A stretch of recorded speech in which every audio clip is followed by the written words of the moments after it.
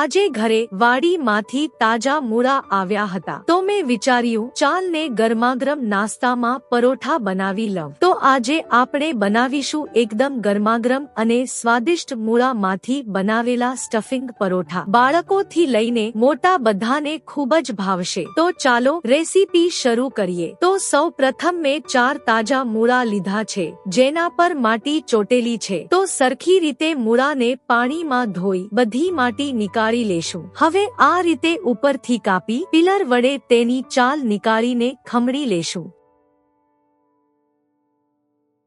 હવે પેનમાં 1 ચમચો એટલે કે 50 ગ્રામ ચણાનો લોટ લેશું અને તેને ધીમી ફ્લેમ પર સતત હલાવતા શેકી લેશું જેથી લોટ બળી ન જાય। લોટનો રંગ બદલાય એટલે ગેસ બંધ કરી તેને એક પ્લેટમાં નીકાળી ઠંડો થવા દેશું। લોટ ઠંડો થાય છે ત્યાં સુધીમાં સ્ટફિંગ તૈયાર કરી લઈએ।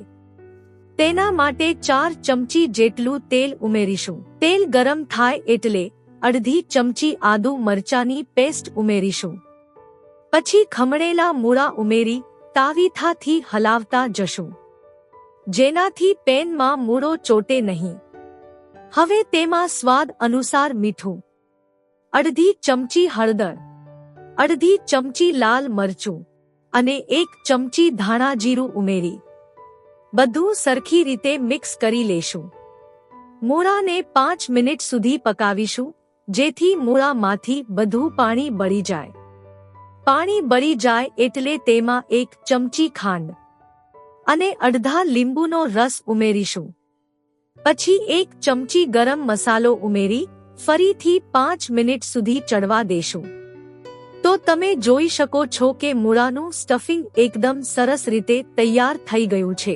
તો તેમાં શેકેલો ચણાનો લોટ જરૂર મુજબ ઉમેરીશું જેથી સ્ટફિંગ ઢીલું ન રહે।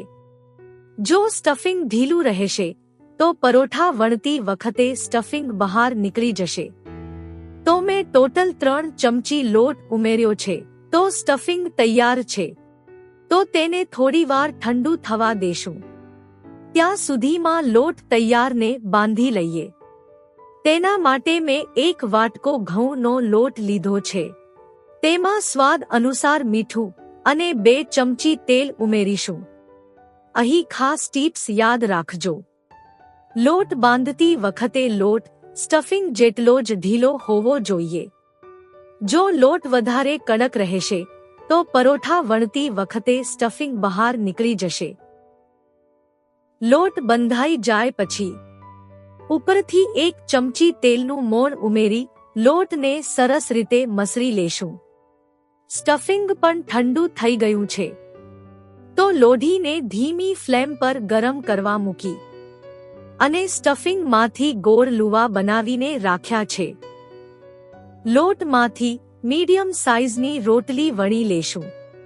ત્યારબાદ તેના વચ્ચે તૈયાર કરેલું સ્ટફિંગ મૂકી પોટલીની જેમ બંધ કરી વધારાનો લોટ નીકાળી લેશું અને હળવા હાથે લોટ લગાવી વણી લેશું।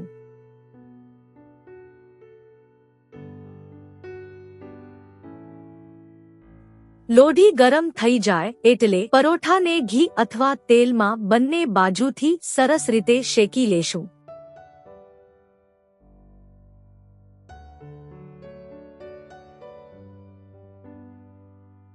આ જ રીતે બાકીના બધા પરોઠા પણ શેકી લેશું।